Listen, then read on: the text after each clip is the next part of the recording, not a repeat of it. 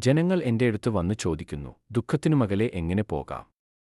ഞാനവരോട് പറയുന്നു, നിങ്ങൾക്ക് ദുഃഖത്തിനു മകലെ പോകാനാവില്ല.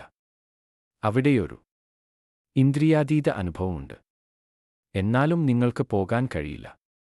അതിനു മുമ്പേ നിങ്ങൾക്ക് നിർത്തേണ്ടിവരും. അതെ, അവിടെ ദുഃഖമില്ലായ്മയുടെ ഒരു അവസ്ഥയുണ്ട്.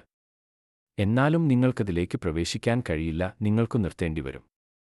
നിങ്ങളുടെ ഉള്ളിൽ നിന്ന് ചിലത് പ്രവേശിക്കും, പക്ഷേ നിങ്ങളല്ല. ആ ദുഃഖത്തിന്റെ നാട്ടിലേക്ക് നിങ്ങളുടെ ഉള്ളിലെ ചിലത് സഞ്ചരിക്കും, പക്ഷേ നിങ്ങളല്ല. നിങ്ങളാണ് ദുഃഖം. നിങ്ങൾ നിരീക്ഷിച്ചിട്ടില്ലേ? നിങ്ങളുടെ അഹംഭാവം കൂടുന്തോറും കൂടുതൽ ദുഃഖം അത് സൃഷ്ടിക്കുന്നു. അത് പരിക്കേൽപ്പിക്കുന്നു. അതൊരു വ്രണം പോലെയാണ്. അഹംഭാവം എത്ര കുറയുന്നുവോ അത്ര കുറച്ചു അത് പരിക്കേൽപ്പിക്കുന്നു. വ്രണം സുഖപ്പെടുന്നു. അഹംഭാവം ഇല്ലാത്തപ്പോൾ അത് പരിക്കേൽപ്പിക്കുന്നേയില്ല. ആരെങ്കിലും നിങ്ങളെ അപമാനിച്ചാൽ പോലും അതിന് പരിക്കേൽക്കുന്നില്ല, കാരണം നിങ്ങൾക്ക് പരിക്കേൽക്കുന്നില്ല. അയാൾക്കെങ്ങനെ നിങ്ങളെ അപമാനിക്കാൻ കഴിയും? വ്രണം നിലനിൽക്കുമ്പോൾ മാത്രമാണ് അപമാനം നിങ്ങൾക്ക് ഏൽക്കുന്നത്. നിങ്ങൾ പരാജയപ്പെട്ടു. കാരണം നിങ്ങൾ വിജയിയാകാൻ ആഗ്രഹിച്ചു. അഹംഭാവം നിലനിൽക്കുന്നില്ലെങ്കിൽ വിജയവും പരാജയവും തമ്മിൽ എന്താണ് വ്യത്യാസം?